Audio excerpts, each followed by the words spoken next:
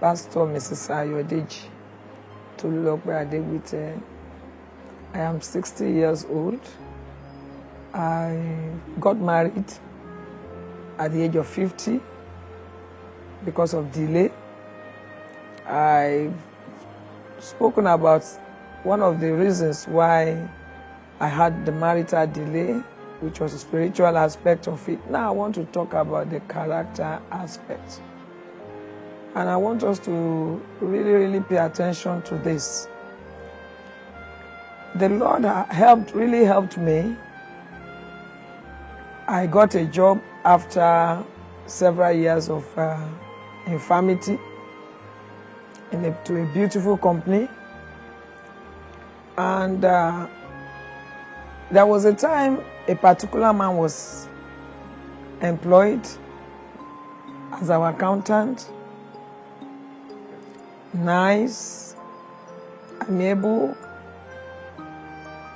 but something in me did not really like him.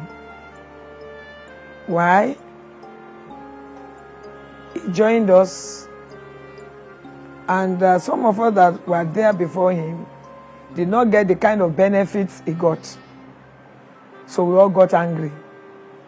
And because of the kind of person I am, personality, I don't know how to hide my feelings. So anytime the man comes to my office, I always made sure that I passed on my message to him by speaking to him rudely, saying some nasty things to him. It got to a stage that the man became so afraid to come to my office because he knew that I will give it to him hot. So most times he sends whatever he wants to do through somebody to me. And that went on for a very long time until I left the company. I'm still talking about character. So one day, after much prayers, I met a particular guy. He came all the way from the US, very nice, accommodating, kind. And he told me that time that what I wanted was marriage. I don't want a delay, I just want to get married to you. And the first thing he did was to take me to his parents, like we normally do. So after meeting his parents, he left for the US, United States of America, sorry. And one of the days I just decided to pay the family a visit, went to the market, I bought some nice things, and I took them there. When I got there, it's not like now, it was in the 80s. There was no generator, only lantern if they take the light, or candle. So there was this lantern in the sitting room that I could barely see. You could barely see with it. So when I came in, I met the mother, I met the elder sister, and one other guest. So I just greeted them and I walked straight to the kitchen to drop the things I bought. So while putting them in the places I wanted to put them, in the right places, I just had the door, I had a bang, and I felt somebody just left. When I came back to the sitting room, I sat down, greeted everybody very well, and I saw that the person I saw earlier was no longer there. I didn't even mind. So with a smile on Auntie's face, the lady asked me, I mentioned the name of our former accountant, and he said, do you know so and so? Initially I couldn't remember because it was a long time I left the company. And I tried. Suddenly, I remembered the name. And I smiled. And with smiles on my face, I began to pour accolades on the man. I know him, very nice man, kind, wonderful. We were friends. I told a series of lies. And the sister was kept on looking at me. And she threw the bombshell. Said that was the person sitting here when you entered the house. And do you know what she said? What he said? I said, no, ma. He said it in Yoruba, I will interpret. Where did you see this person? Bolotiri Enitegbe Wole. And so she replied that that's the person Femi wanted to marry. That he brought her home. Said that one. You know more rara. Fire. You want Femi to marry that? I don't have hand in this, so me lower ninu. Femi to marry. You don't know this lady? This one cannot stay in our family. And he left. Immediately the sister said that, my heart sank. I knew I had shot myself in the leg. But there was nothing I could do. So I started smiling. It wasn't like that. This and that and that. And the mama spoke. The mother. I said, so you are like this and you are pretending. That was the end of that relationship. Nothing I did not do. I cried to God. I prayed. You know, before long, they called him and they told him a lot of things. Even the ones that were not even there, they added. The guy came home. I tried to make amends. But the parents had already prevailed against him.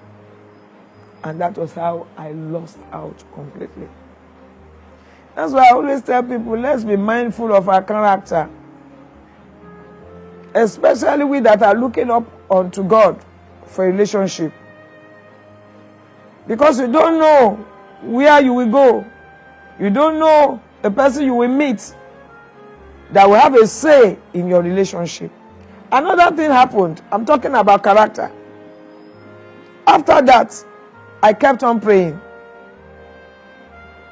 And that time I had already given my life to Christ, but not yet broken. There was this time I fasted for a long time. I think it was 7 days. Crying to God for a life partner. And my spiritual mother said, on the 7th day I should come over to her place for her to agree with me in the place of prayer. That God told her, I will answer you. I was overjoyed. So on the 7th day, I went there. I hadn't broken my fast. So when I got to her house, she prayed her heart out. I knew God had already answered by the way she prayed. She prayed her heart out. Oh, on my way back, still joyous, with that confidence that God has answered me, that I was going to get married that year or year after. I entered this popular vehicle called Counsel.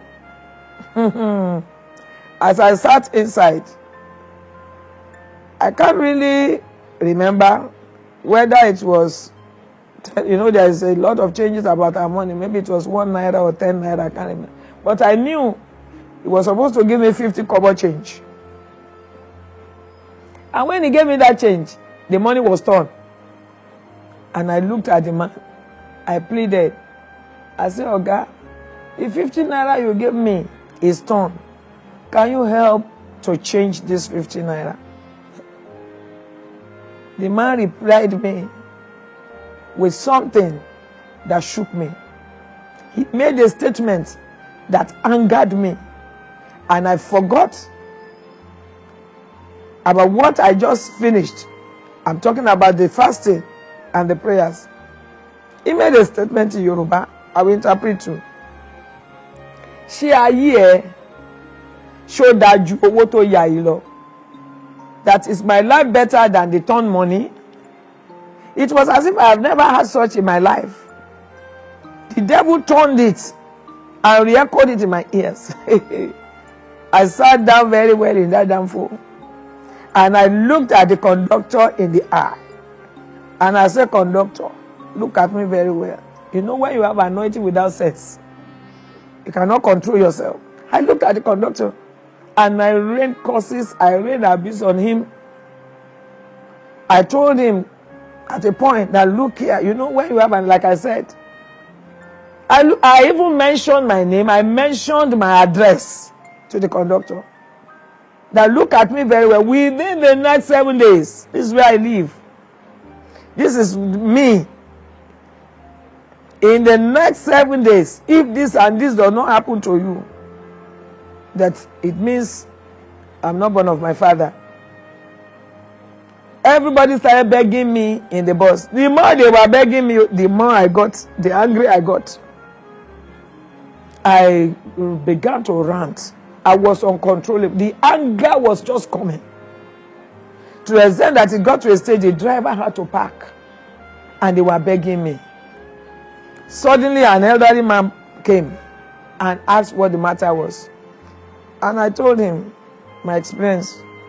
And the man scolded the conductor and the other people joined. They scolded and they begged me and pleaded. So I entered back. We all entered the vehicle back.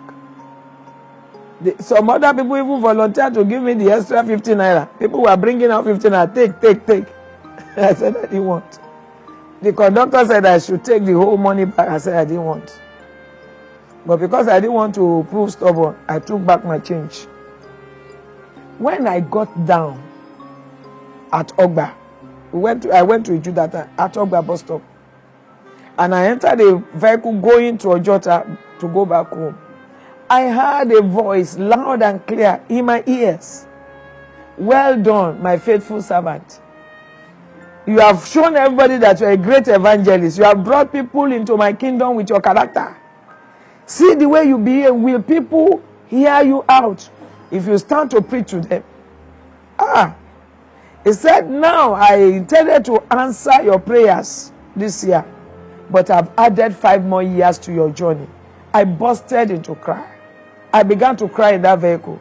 There was a particular lady sitting by my side, and she looked at me, and she said something in Yoruba. Hey, ya. Ṣé wọn dàgbà ni? That is, the person that died, is it a young man or a young woman? I looked at her. I wanted to say something to her too. That was your problem. But I remember what God just told me. So I faced my front and I began to weep uncontrollably till I got home. The journey was more than 5 years. Please let us be mindful of the way we behave. Some of us, we have misbehaved in the presence of our helpers, and it has prolonged the days of our testimony. Let us be mindful of how we relate with others, especially in relationships. In your home, outside your home, in the church, anywhere you go. Let us learn how to behave well.